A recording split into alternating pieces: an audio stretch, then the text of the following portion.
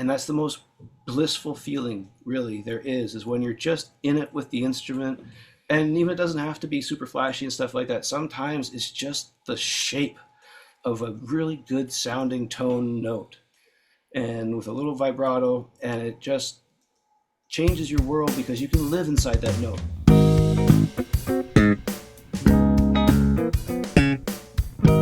Hi, and welcome to ForBassPlayersOnly.com. I'm John Liebman, founder and first baseman. I've got a powerful interview this week. It's with my old friend, good friend, Chance Wilder Onody.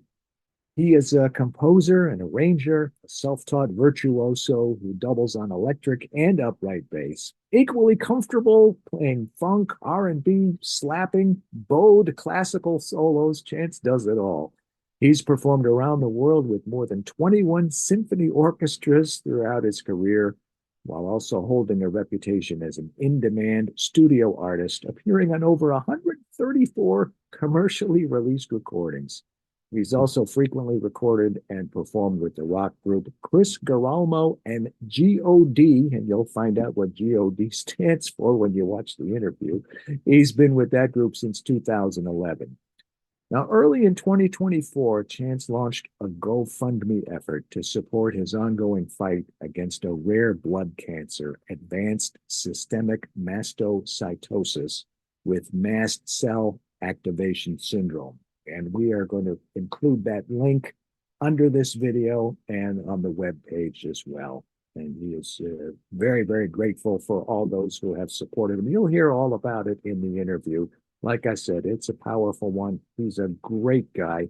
Here is my interview with Chance Wilder. Hi, Chance. Hi, John. Happy to be here. It's good to see you again. You know, I was looking at the last interview we did. I can't believe it was all the way back. And what was it? 2018, I think. I think so. I think that was right in front of the Bartolini booth It at was. NAMM. I thought it Hmm. was NS Design, but no, it was Bartolini.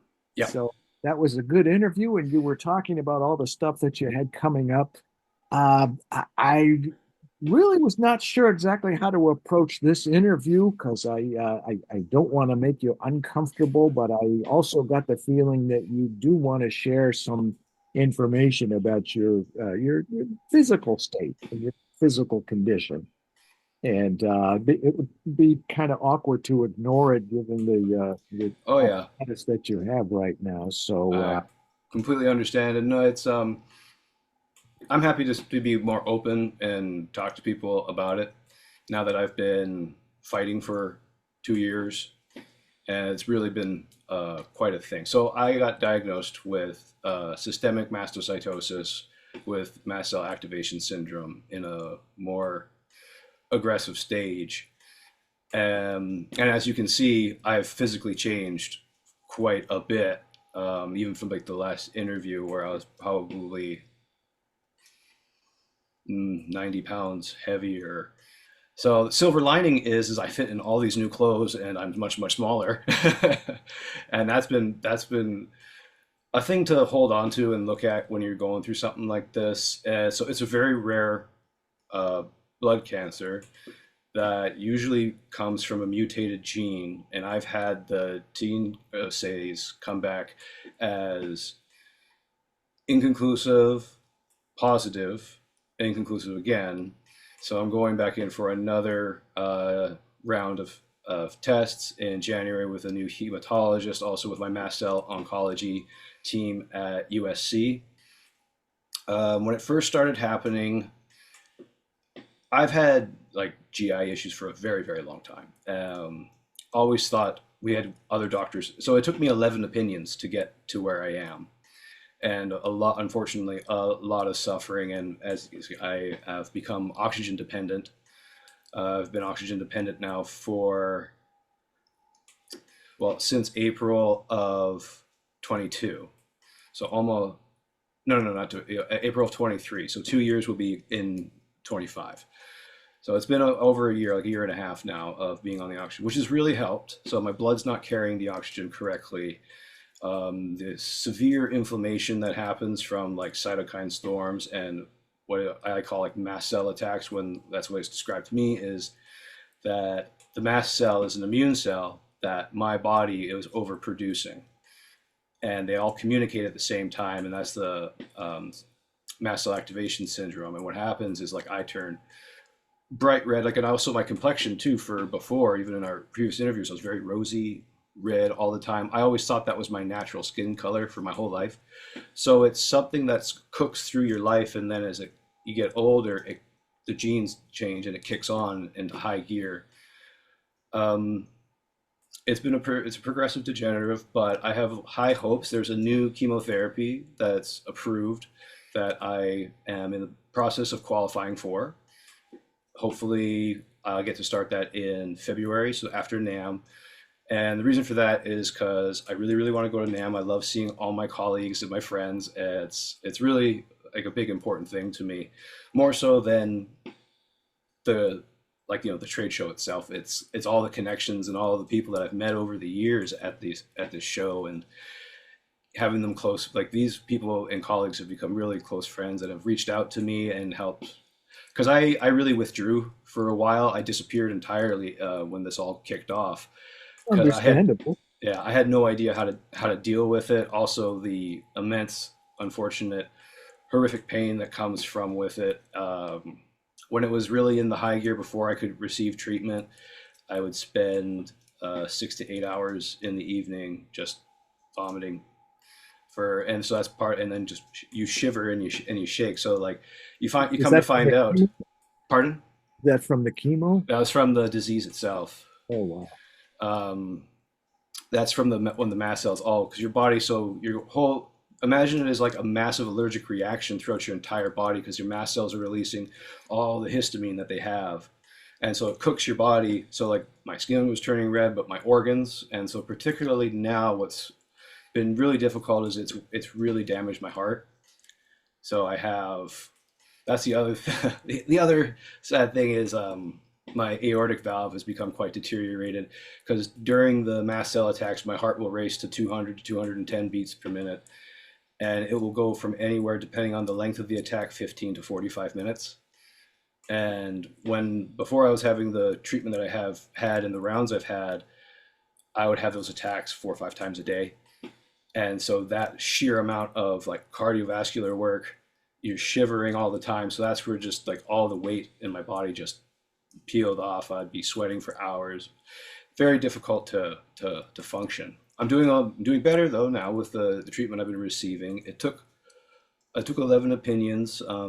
Once I got into the motility clinic, the GI motility clinic at Cedar Sinai, that's when one of the other doctors there, this could be something different, because I was always complaining of really bad GI distress. So we're thinking Crohn's and all this kind of stuff, and doctors were getting frustrated because I was doing treatments, no response. And it just took a different doctor finally. And also, just to get into that motility clinic, you had to be at 7 opinions. So it's like you go along the route.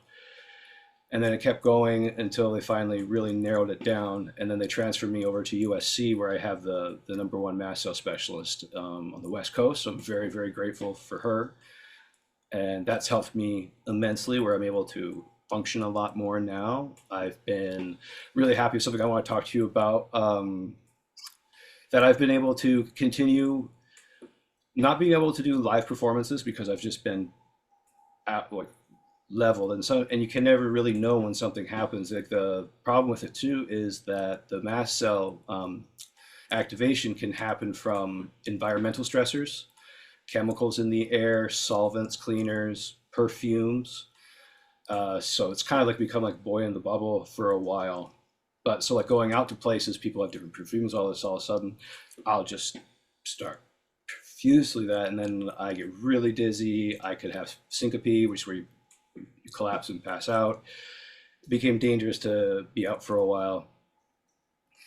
And as I got more control, I was able to get and be more open once I could figure out what was going on with my colleagues. I'm very blessed that people love the work that I've done, that they're willing to wait for my good days to record. And one of these groups is, and people who've hired me, his name is Chris Gerolmo. Mhm. And we've had this group, actually, I've been a part of his writing group for about 12 years now.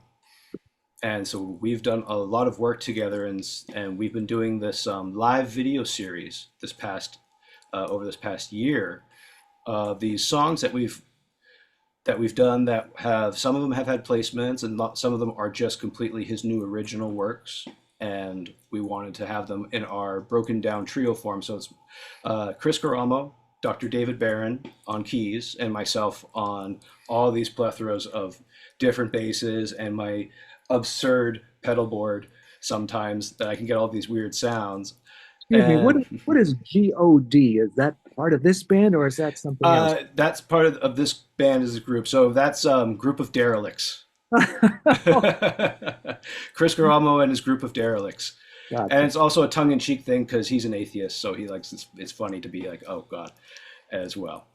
So that's been a tongue-in-cheek. And the name too originally started before I was a part of it because he's had a very long career. He is a Emmy winner, primetime Emmy winner, Golden Globe nominated writer and screenwriter, and Edgar Allan Poe award-winning screenwriter.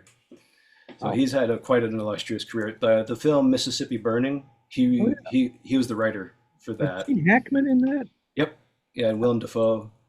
The FX TV series The Bridge, the FX TV series Over There, He which wrote also those shows? he wrote the shows. Oh, Yeah, okay. he was the writer for the actual series itself, Wow. along with some of the music. So he did the opening theme to Over There as well, which is on his page, and we try to get some views from that as well because it's been very big. And being a part of this group has been a great thing in my life, and built a real beautiful friendship with these guys for this long. And they're all so much older than I am, and that's through them is how I met Don Perry, the drummer from Jethro Tull, and how I got him to be on my personal stuff when I did my for Feeling Good, my EP that later with Crimson Wings, and then my original big piece, The Music That Was Us, that Don was on, and he's still waiting to finish when I have my other really big one, Trouble with the Truth, which I look forward to getting back to and actually being able to complete. But doing this record, this live video record with Chris has been really, really nice because they wait for my good days to record.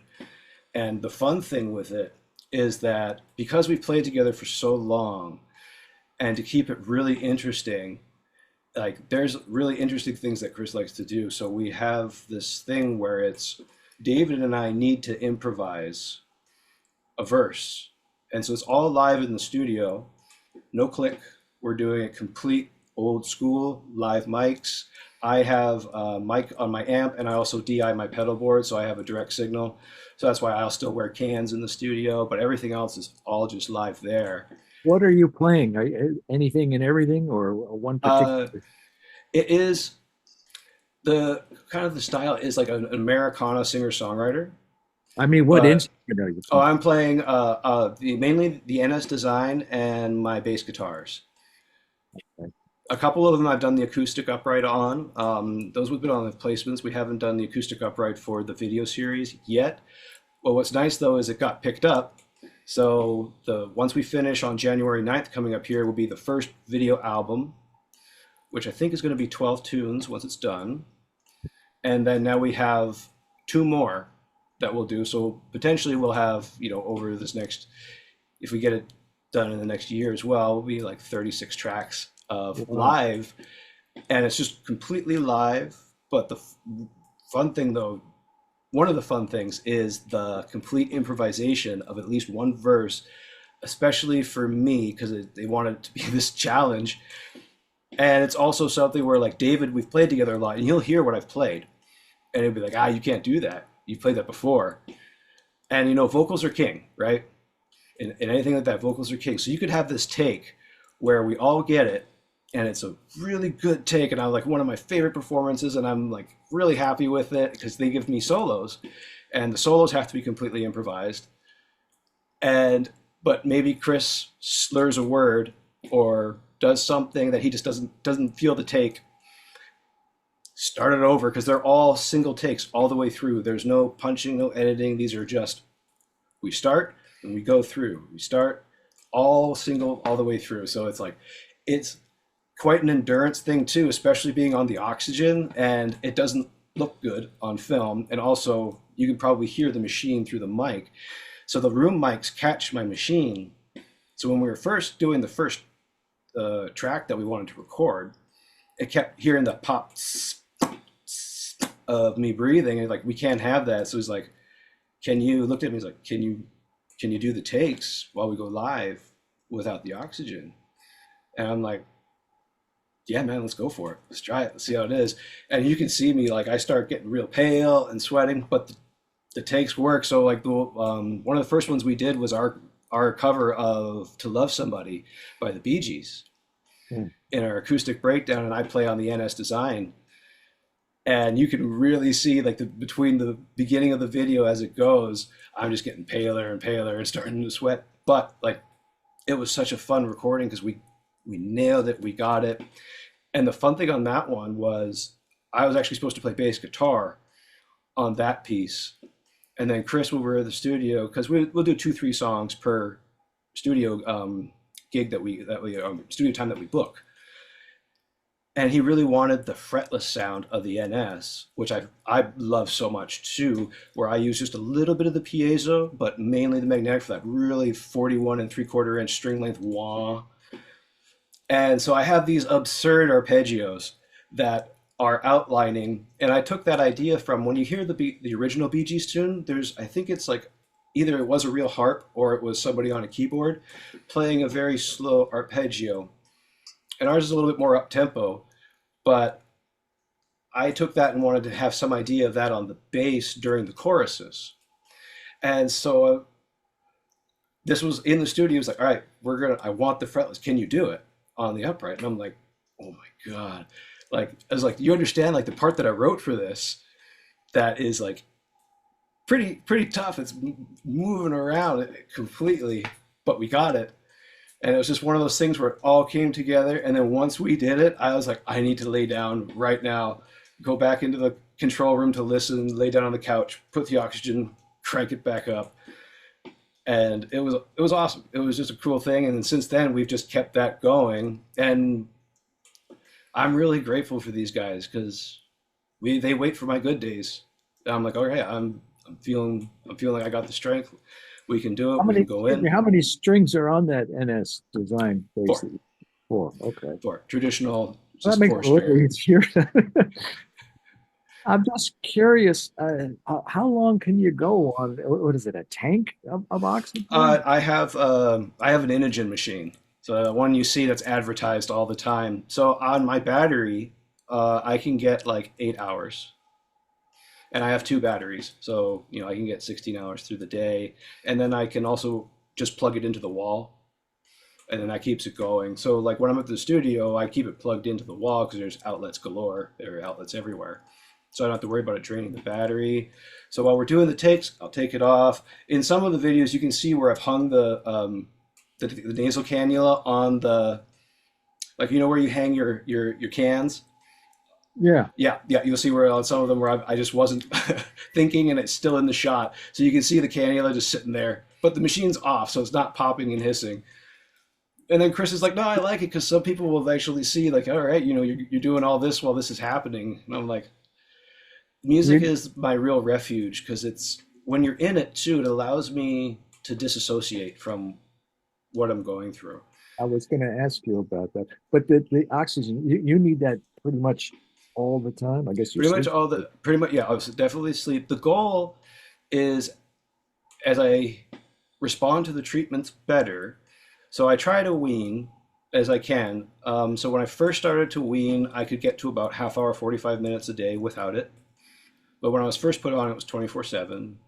Now I'm down to comfortably, I can, not consecutive though, but I can have about 3.5 hours in the day where I can be without the oxygen. So I'll do like an hour stint to try and see how it is. And I have my pulse ox, so I'm always checking what it is. And once I dip down to 94, 92%, I put it back on. The lowest I've ever dipped down has been 84%, and that's quite scary. And that was what was happening to me before I really even knew what it was. I always felt this real tightness in my chest. I didn't understand it. And that was something also before, just in part of my life in exercise. I thought it was something that you just had to go through when you exercise, this real like sense of panic, and you feel like you're suffocating. And it was actually the mast cells reacting, my blood not being able to carry the oxygen, and my blood oxygen saturation dropping. And so when I finally started doctors looking at my O2 stat, and then they put me on a treadmill for a stress test to see what happened also when they took the oxygen away, and during the cardio stress test for my heart, without the oxygen, my oxygen, that's when it dipped all the way down to 84, and they could record it right there and see it. And they're like, so this is what you're going through when this is happening. So like you got to be on this. Um, You were a football player, what, in Back high in school? high school, yes, I was. Okay, and you also mentioned, okay, you mentioned today that you've been dealing with the current situation for about 2 years, and you also said you had some GI issues for a long time, For and a you long time, were a yeah. football player. You mentioned during the last interview in 2018, you mentioned almost kind of matter of factly, you said, I had a serious health scare. And then you just kind of sort of brushed over that in the conversation and got back to whatever we were Um, talking. Unfortunately, throughout my my whole life, I've had a major health scare each year that's put me in the ER for about a week. And we never could figure out what it was. And now we have the answer that it was this kind of reaction flaring up. And doctors, because it's so rare, so the it's about 1 in 5 to 7 million. And so it's not like when my old main practitioner, when I came back to him from Cedars and he read the diagnosis, he gave me an apology and said, I'm sorry, but like they have the fun toys there where they can really test things and find this. This isn't even a test question, to be honest with you. That's what he said to me. It's like I wouldn't have never seen this. The systemic mastocytosis is obscenely rare. So that was throughout my life trying to figure out what was happening that was causing all these things, and it could lead back because also the the gene mutation could have came from extreme stress at a young age.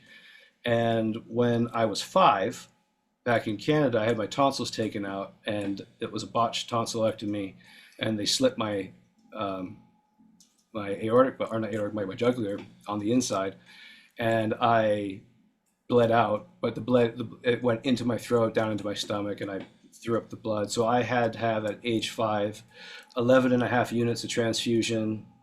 I had to be airlifted from my small town in Invermere, British Columbia to the Calgary Children's Hospital.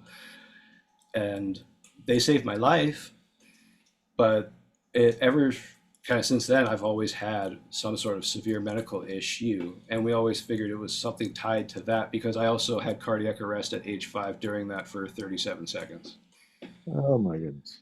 So it's been the medical thing has been a big thing. I'm finally more comfortable being able to tell everyone about it because I disappeared for a while and I realized this isn't the right thing because what happens if I just were to drop and no one would ever really know what happened. So I wanted, and it's also like you're scared to talk to people because you're afraid to be ostracized. I know it sounds odd, like, but it's just a feeling that you have where you're like it's really immensely kind of it's frightening, and you don't know how to share it with other people until you get through a lot of it and you start to understand and come to terms with, okay, I understand what's happening. I understand that there are things that are far beyond my control, and you kind of have to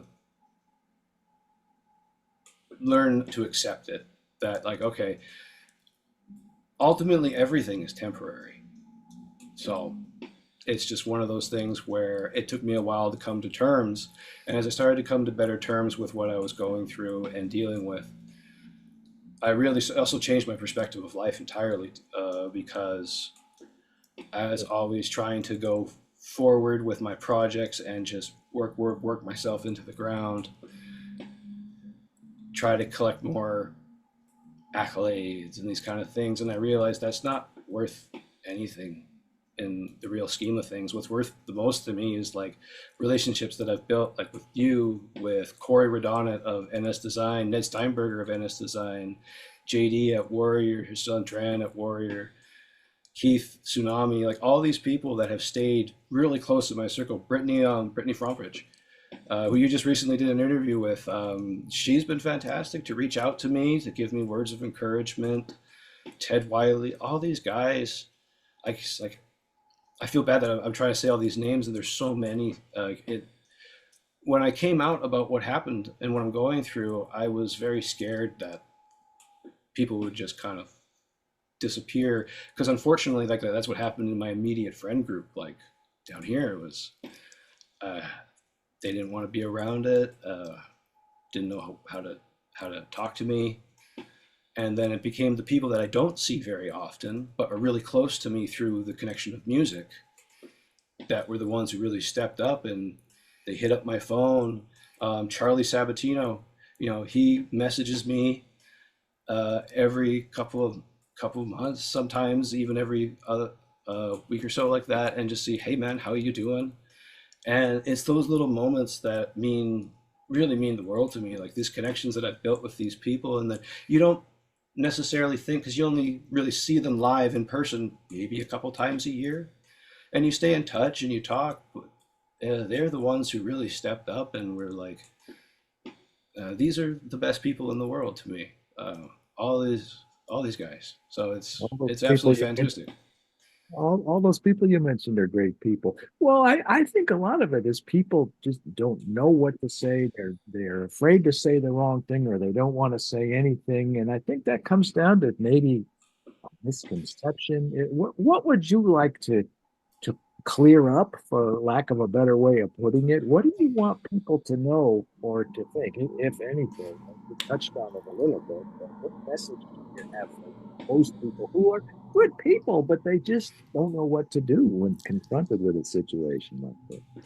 Well, over the things that I've had to think about, and is to just even simple words of encouragement. And when I stepped out of myself too, to look at it from other people's perspectives, especially say like my close friend group at the time that I've been friends with years here, that were like my immediate friends, that I don't necessarily associate too much with anymore because they just couldn't handle it, moved on. And I didn't understand that until I started realizing like they couldn't handle it. And it took my god brother Chad, who talked to me about an experience where one of his friends from UCLA got diagnosed with severe disease, and it was very difficult for one of their close friends in that group to be a part of it. And when he talked to him, it was that he was used to seeing this person as this really strong individual, and then to watch them deteriorate, and also to be in the hospital bed for sometimes weeks at a time, was too much. And that it took me a moment to understand, but when someone else says it to you that way, I'm like, I get it. There's sometimes it's difficult for people to be like, and this is completely, I believe it's a completely valid emotion, be like, it's difficult to watch someone you've cared about for a long time completely change and deteriorate in front of your eyes. And that can be very hard for them to process, even to get the words out to say something. So even though that's happened to me, I like to think that like I think I understand where they came from, and in that understanding, I also totally forgive them, because I get it. Like it's tough. It's tough to watch, and I'm really lucky. I have amazing family that has come to my aid, because I've had, um, like my mom and my dad. They're wonderful, wonderful people, and when this happened, they really put down a lot of their life to be around me. And as I unfortunately deteriorated to the point where I need to be monitored, as I am now, quite often, because I'll have still bad attacks that break through the medication regime, and I'll completely hit the floor unconscious for sometimes an hour. And they've had to come be a part of my life and move in with me. So they've now been part of living with me again, which is, it's a tough thing when you're a young man. But I'm actually really, really grateful for it because I could be on the ground and no one could come be there and see me, and that could be it. I couldn't get to my medication. I couldn't have someone call 911, get the ambulance here to pick me up off the floor and take me to Hoag. Like I live, my apartment that I'm in by design is right literally across the street from Hoag Hospital in Newport Beach.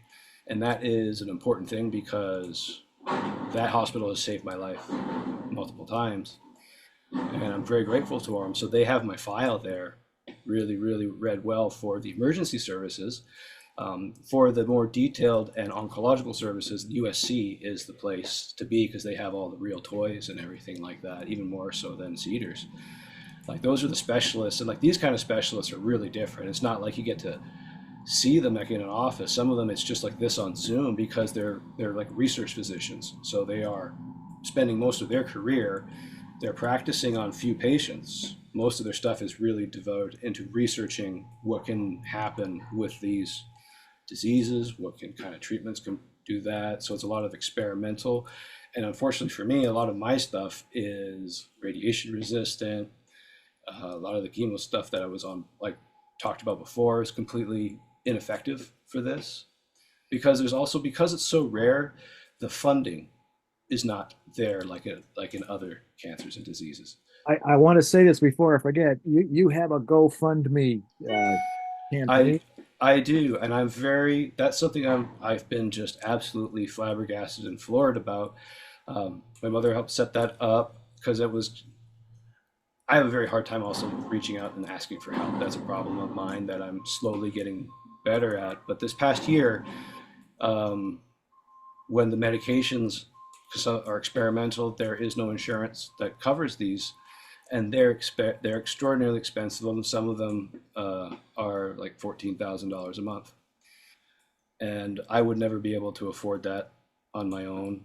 Is there a Um, URL that you could mention that I is can enough to? I can send you a link because it's going to be like a long thing, Okay.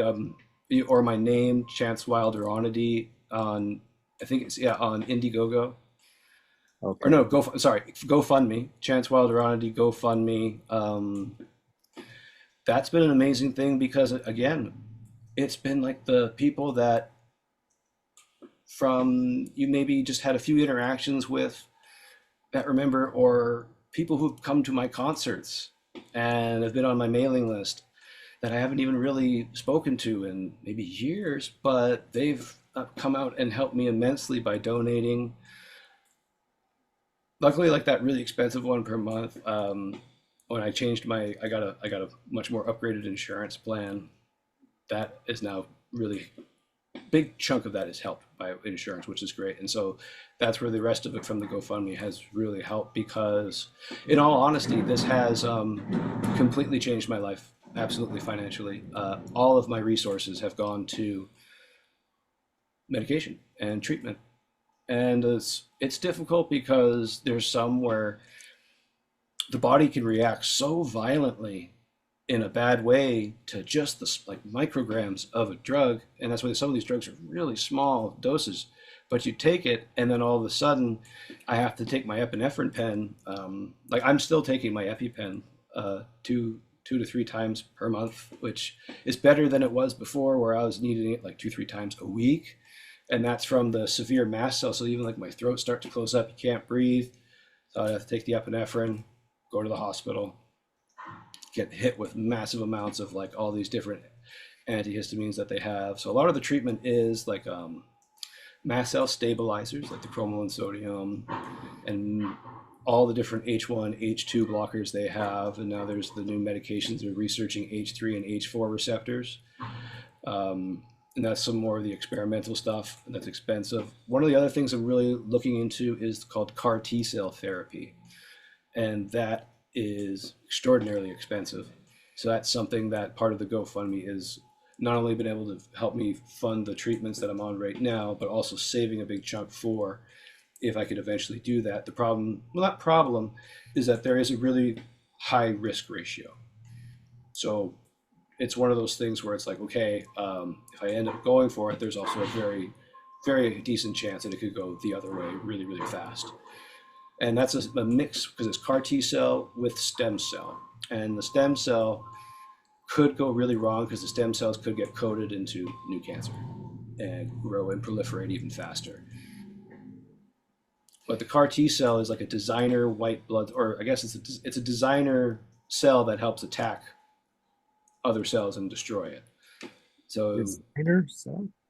pardon? Designer cell? Design like so it's designed like they're designing these different like cells, like that's what we call CAR T cell therapy. It's a different kind of I don't want to say it because I don't really know too much about what the actual like method of action of how it is, but it's something that goes into fight the cancer, but it's not like it's not a chemotherapy, it's not radiology. Design That's the way I would just describe it. Though, like it's a designer. Because the T cell is a type of killer white blood cell. So it's like a designer white blood cell that they have crafted to go after the cancers. I've never heard the word designer in that context. Yeah. But you said something earlier that, I'd like you to expand upon, and it was about your music and something to the effect of how that really helps you cope and how it helps you get through this. If you didn't have your music, I'm sure it would be a lot harder. Can you talk to me about that? Yeah, absolutely. If I didn't have my music, I honestly don't know. I've come really close um, in just the past 2 years to not pulling through. I've had my blood pressure drop all the way down to 60/25, being in the hospital, intubated. It's there's it's real damage that's happening to the body, and like as I was saying, like my heart is from having to go so fast, the valves are getting worn out, especially the main aortic valve. So that's something I could potentially have to do this year, is but I might have to have a valve replacement, and that was just told to me 3 weeks ago. So that's something that's new and absorbing, which has been tough because like when I was younger and I had cardiology look at my heart, that was something that was always like I never worried about. I had a really strong heart, so I've never had to worry about that. And then holding on to the music is something about the music. It allows me to completely escape for the moment, and my endurance during all this has gone down a lot. So I might get moments in the day where I can only play 15-20 minutes, but that 15-20 minutes of not so much practice, but that's more of like me playing for me. And I'm starting to realize this is something I want to change and actually get more comfortable with, is videoing it and saving it for posterity as well, but also being able to share these things because I want to share what's been helping me survive. And it's these small moments where I just play for me on different instruments that I really like. This one I keep looking at right here is this is a field of my piccolo acoustic bass guitar. And actually it's I got this as payment for the second record, full rock record. So it wasn't just the trio with Chris Gerolmo. So we had Paul Jr. Garrison, who was a big sound guitar stylist, and Don Perry on the record for drums. The second album that we did, Chris gave me the option because he knew I kept eyeballing this at his place. And he's like, I could either pay you or I could pay you with this. And I was like, oh man, I'm going to take this. So it is a field out of Britain, Sir Toby. So it's actually older than I am. And it's originally just a bass guitar, acoustic bass guitar, but I had it retrofitted with a different nut and to be strung up an octave as a piccolo bass. And this is one of like the most amazing melody machines in the world. So it's easy because I don't have to plug it in. I just grab it and play it. And The neck looks kind of narrow. I don't know if it's very, very narrow. And it's quite beautiful. I got my humidifier in here right now because it's the winter time and it's dry. Damp it, right? They still call it that? Damp it. Yep, damp it. And you know, one of the coolest things, man, is this little contraption. And it's called the Tonewood amp. Okay. So there is a piezo pickup in the underneath the saddle here, and so what I do is I just plug it into here, and there's a diaphragm, and so it vibrates the back plate. And this is one of the original ones they have. I guess they have a new model coming up where you can have multiple effects run at runtime, but you can have reverb come out of this thing acoustically or delay. So I love the delay. Oh, It's one of the most rad things because you're just like, what is this sound? And it opens up your idea to all these new things to start writing. It's just one of the coolest things. And so like the joy it brings when you like, and that joy and happiness from the music and like just going for improvising. That's my favorite thing to do, in all honesty, is to just play stream of consciousness, just let it flow. And when I'm doing that, and when my hands aren't fighting me, what I mean, like sometimes you play, there's a mind, like a delay between your mind and your hand. You're thinking of something to play, but your hand's just not doing it. And I tell you, that was one of the most frightening things about when this disease was really kicking me because it inflames your whole body, including your brain. And so my brain fog was getting quite extreme, and it gets to the point where you start to feel like you're being unmade because you're searching for words while you're talking. Like I was talking to people, and I would stop just like that for a brief amount of time because I had no idea where I was in my train of thought anymore. It was gone. And then I would just go completely blank. And as I've had my treatment, especially with mast cell stabilizers, lowering the inflammation, that has brought back my ability to have that more stream of consciousness and be more alive and right here, right now. So it's back to your main question of like, it allows me to disassociate from what I'm going through because, and that's something music's always done. I'm just in it. And that's the most blissful feeling really there is when you're just in it with the instrument. And even it doesn't have to be super flashy and stuff like that. Sometimes it's just the shape of a really good sounding tone note and with a little vibrato, and it just changes your world because you can live inside that note for a little while, if that makes sense. And everything else around you is gone. There's and in that moment I'm not sick anymore. I'm I actually don't feel the pain in that moment. When it's gone, yeah, it comes rushing back and it's quite intense. But for that time, it's gone. So especially with this live video series with Chris, the time in the studio is my favorite because not only are we doing these songs that we've been working on for it, but we have that verse where David and I need to be improvised, and I get that moment to be just really, really live. And then the playouts are improvised too, like on our track of, I think I said it to you one before where it was on the NS and it was, and then it's gone.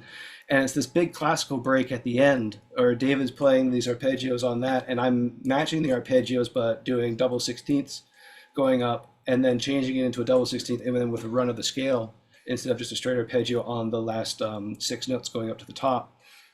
And just like, it's like, let the reins go on the horses and just play. And like, that's what's so nice about these guys, Chris, because he's the leader, it's his band. So like, what he says goes. And it's great where he's like, just go, man, just do it.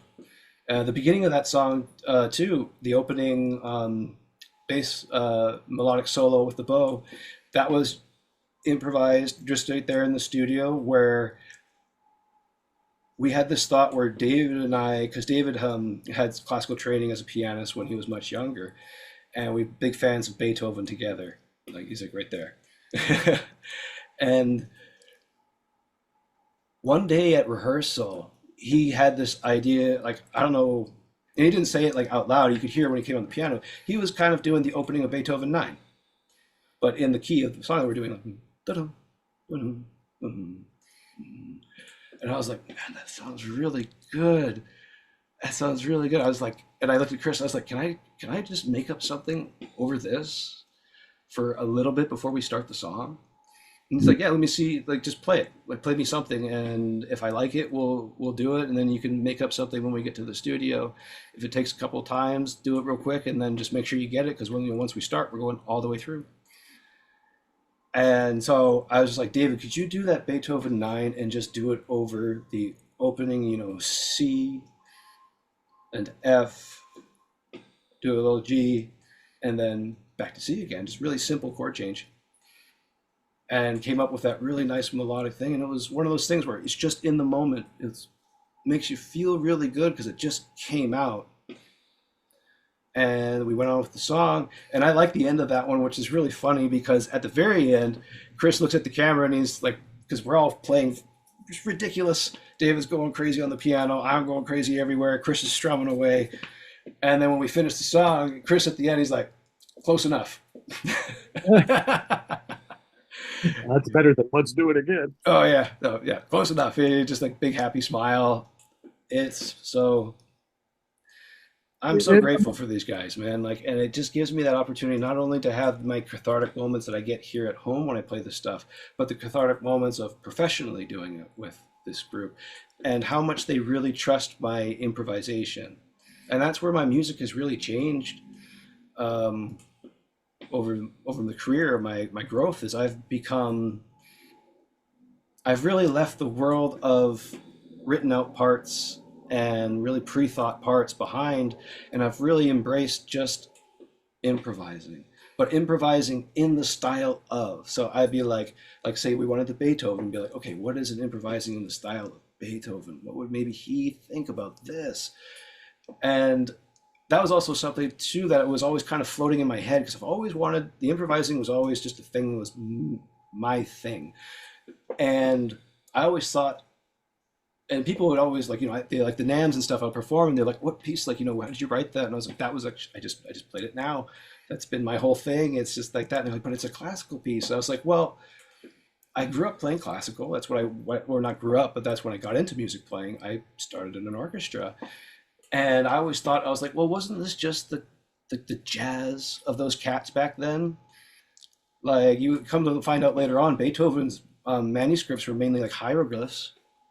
It was really like, his copyist had a hard time probably because a lot of it was just like these little scribbles, and it was up to him on the page to be like, this is kind of the idea. And then he would just shred away. And so that's what I always thought was, I was like, well, I'm like, that was just the state of music at the time that they jammed in.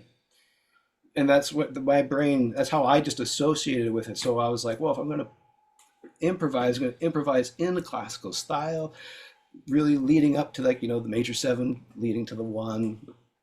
Like, it's just, that was what was really a thing to me. And so I've really just kind of taken that further in my life, where now I'm really, really enjoying this part where it's most of the stuff I'm doing is mainly improvised. And as the tracks gone on for the songs we're doing, they've allowed me to open up more of it where I'm actually improvising most of the songs. So the takes that we're doing are completely different. And that would drive other people like band leaders and everyone fucking wild. And like, why? And Chris is like, no, I love it, man. He's like, and they told me a secret. He's like, here's the thing. I'm really trying to focus on my singing and what I'm playing.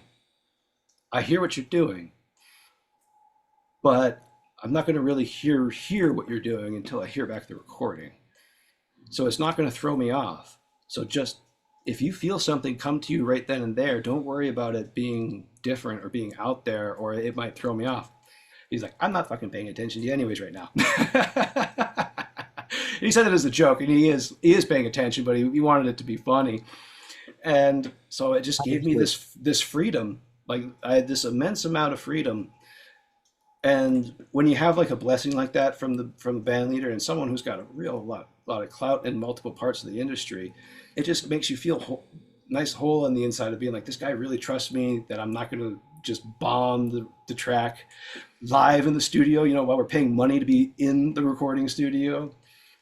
And we get our tracks done usually in some of them like the first full like take, so like the beginning of and then it's gone. I think he's like, this is take 1D, and that's one because the first A, B, and C were false starts.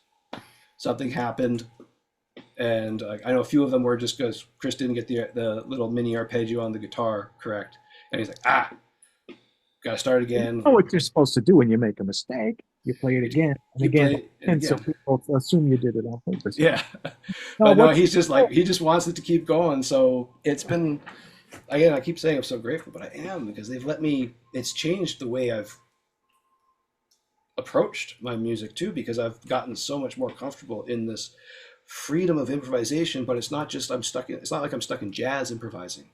This is like a singer songwriter Americana style, where I can push in my classical influence and my jazz influence. And David is a very, very monster keyboard player, so like he hears it, and we'll trade off. "You Are My Home" is a song where I got to play after I got this bass guitar. And the story with this bass guitar from Warrior, this 4 string here, is I went to NAMM. They were really concerned about what I've been going through, and I saw that bass, and I was like, oh my God, there's just something about it. And I went and I played it. He let me play it, and he said, "There's a light when you were playing that." And we worked really. They were completely open and willing to work with me on a way to pay for it. And I'm so incredibly grateful to those guys, because they've been Warrior's was my very first endorsement way back, I met those 2007. guys at a Summer Nam show when I interviewed Rick Derringer. Yeah, Rick Derringer. Yeah, he plays those guitars, man. And I remember, yeah, he was telling me that they're so religious that they'll have a Very.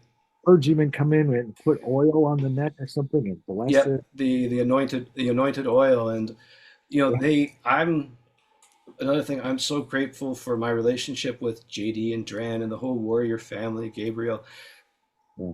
They are truly, truly salt of the earth, nice people, and they really believe in sharing their faith. And I'm completely open to that, because it just brings this connection closer.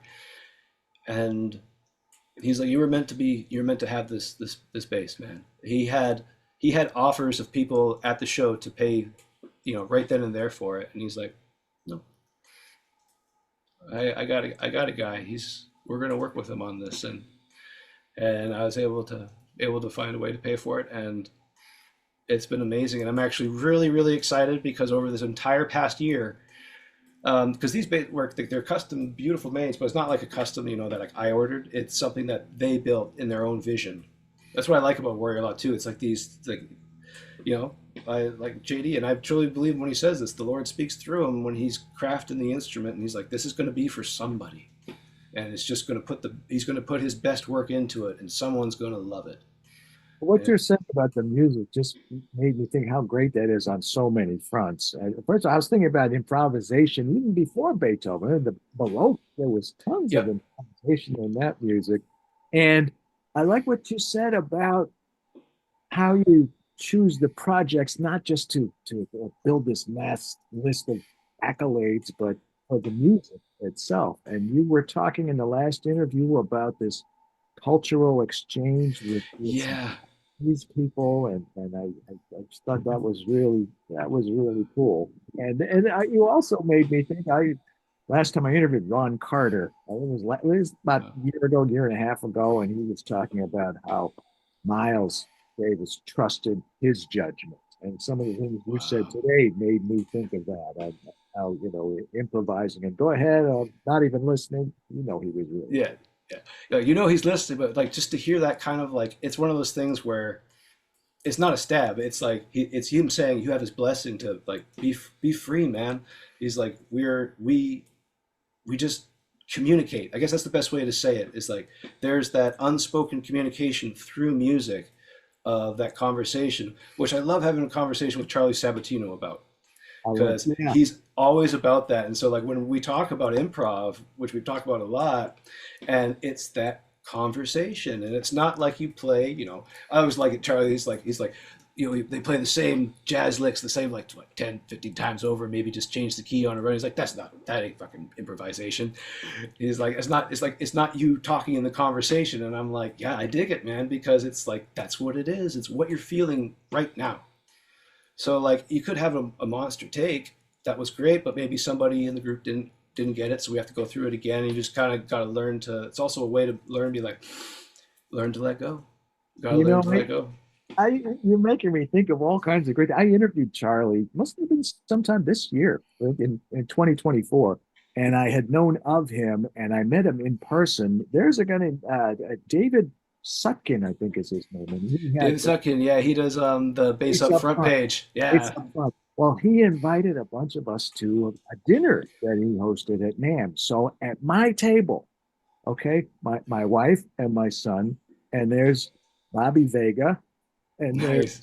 there's Tony Paleo, and there's Charlie Sabatino, and there's somebody else, Jonas Hellborg, and Jonas's wife, and me. And we got into some very spirited discussions about all kinds of things. I wish we could have recorded it. It was That would be awesome. awesome. I have to say, when you said Tony Paleo, hey Tony, big shout out to you as well, man. I didn't say your name at the beginning, but that's another amazing individual who's reached out to me, been concerned. Just another absolute salt of the earth person, like just one of the best, coolest guys around. And he's a monster. Tony's a monster, and he comes and talks to you. He's like, it's just man to man. He's great, and like that's what I mean by like these people who you wouldn't think that it would just take the time out of their day to message you. Not saying like you know what I mean by that. You're not saying any poo about like that they're gonna do it, but like they're busy people. These guys have like monster careers and all this kind of stuff, and they're willing to take the time to figure out, hey man, I haven't heard from you in a while. You doing okay? And I'm like, wow, thank you so much. Like it's been a little bit rough, but this is what means the most to me is like these and like yeah, like the dinners like a we have like the Tsunami Cables usually does a dinner at NAM, and it's a big table. Tony's there. Jonathan Moody, Oh yeah, another amazing salt of the earth guy who's just he's been an amazing Michigan, individual. right up the road. He was a GHS strings forever. He Yeah. left a couple of years ago. Hey, the recording that you mentioned, did you say it was coming out around January We're sometime? going in January. We're going on the 9th. I'm going back in the studio. So that is if we get those two songs done, then the first video album will be considered technically complete. But these songs are actually already on YouTube. We've been slowly just putting them out. And then once it's actually done, then we'll release it on a commercial platform so people could have the entire thing as because right now it's just the videos. There's no like waveform or MP3 that you can download and buy to have as well. So we'll have an album of that'll be available where you can have, and it'll be a companion thing. We're going to try to figure out how to do that because I've seen that on iTunes and stuff, where you can purchase the album and it will have the songs, but it'll also have all the music videos with it. And so, because ours is actually the other way around, we're just doing live and in the studio with lots of cameras. So it's Travis Dickerson Recording Studio in Chatsworth. Again, Oh, amazing monster recording engineer, one of the nicest people in the world. Like, so he's who I've gone to for all my engineering. I'm super blessed that he takes the time to do that because he's really shrunk down his or I would say shrunk down his world, but these are all older gentlemen that they pick and choose their people they want to work with. They don't really work with everybody. They'll work with the people that they worked with for a while and people who come recommended and that you've built a relationship. And I've been so lucky. So it's through a lot of these major guys. I built this relationship by joining Chris. And, I joined Chris's band a really funny way was when there was an ad on Backpage and it said sober bassist wanted. And because these are sober guys. And when I was like 20, is it that been long already? Yeah, I was just about turning 21, so I was still 20. And I responded to the ad because I looked up who he was. I was like, oh, wow, like, this could be a real amazing thing to check out. And I'm this young guy who comes in to audition to be a part of his band. And he was like looking, he's like, what is this guy coming here to audition for us for? Like, he's really young. And like when it said sober bassist, I totally misunderstood. I thought that meant like somebody who could like doesn't drink during rehearsals, doesn't drink like during jobs and all that kind of stuff. And at the time back then, I drank. I would say now I consider myself sober because I haven't been able to touch anything since November 1st of 2022. So I've just passed my 2 years of being sober, which has been very important. But it was for me, it was very easy because the medications that I was on, I got read the riot act of being like, all right, we're going to put you on this. Repeat after me. I will not drink. I will not drink under threat of, under threat of full tonic clonic seizure. So like full grand mal seizure would be like the repercussions if I were to ever slip and drink. So I was like, okay, that's really easy for me to cold turkey because I never had a drinking issue.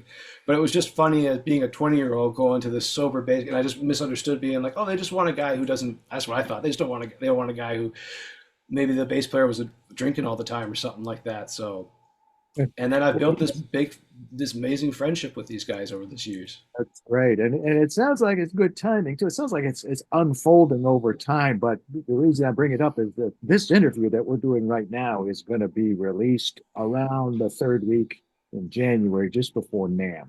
Oh, awesome. So somehow I think that's good timing. Yeah. Oh, yeah. I think that's great. I did, And are you going to the show? yes, I am. Yeah, I look forward to seeing you in person, man. Probably see you at the NS Design booth. Absolutely. Your son going to be at the show too? Yeah, he is, but he's a big shot. He got his own badge. He's an Eastman artist now. He's been an artist. Oh, fantastic. I was about to say, how's he doing, man? He's doing great. He was on Dua Lipa's latest album. Is on Dua Lipa's latest album. So Man, he's congratulations. That's awesome. pretty excited about that. He doesn't go by Liebman anymore. It's showbiz. He's Showbiz, yeah. Adam James. Adam James. Good name. Yeah. Yes, Adam James. What's in his Facebook name change? Adam James likes Adam James. That's my Adam boy. James. He's still our Addy Duty though. Man, major congratulations to you and your son. That's awesome. Thank you very much. And I just want to say before we wrap up, you look good. You look like you look Thank you. robust. You look strong, and I've been able to get some more of my endurance back. Well, also part of this thing of I'll admit that I don't eat, I can't have food. So I'm coming up on, now it's December, so 36 months of all liquid diet and very high, but like it's a very, I can only have one kind of protein because the other ones I've tried, I have a really severe mast cell reaction to my body trying to break down solid foods, and then if there are just too many kind of like fillers in a protein. So I have this one protein that's a pharmaceutical hydrolyzed casein protein, and it's just one of those things I've had to suck up, and that's my diet is, and I get a pharmaceutical fish oil, so that's where I get all my fats, and my protein is from the pharmaceutical hydrolyzed casein, and then my carbohydrate is a pharmaceutical cyclic maltodextrin. So that's what I've been consuming for the past 36 months, and that's it. Intermittently, I will try to have, as per doctor's orders, to see how I can handle things, of like steamed chicken with nothing on it, steam some sort of vegetables, nothing on it, and then unfortunately I still have an extraordinarily violent reaction where I'll, not to go into too many gruesome details, but I'll be in the bathroom for a very long time, and it's very lots of horrific throwing up and for multiple hours, and you're just sweating and your heart's going a mile a minute, and it terrifies you because your heart's going that fast. You're watching it on the pulse ox with watching the meter go, reaching 180, 190, 205. You call your doctors, see what's all going on. You have, and the counterintuitive thing is, believe it or not, if the heart gets going too fast and I can start getting way too many like gastrointestinal systems and my throat going, is I have to take the EpiPen. Now that's straight epinephrine. You would think that would launch your heart even further, but it actually flips it because it's slowing down, or it's whatever it's doing to the mast cells the adrenaline in the body helps get it, and then everything calms down, and then all of a sudden I'll drop from like 205 right down to like 145, so the heart is still racing, and then traditional medications like I always have, like keep this on all the time, and it's a nitroglycerin, and I don't have so unfortunately here's another thing that's been part of it. I've had now two um, last year type 2 heart attacks that I've survived. And so the type 2 heart attack is no blockages, but from the extreme inflammation, the heart actually is spasming and then seizes shut. And it's called coronary vasospasm. But it's so intense that it seizes shut.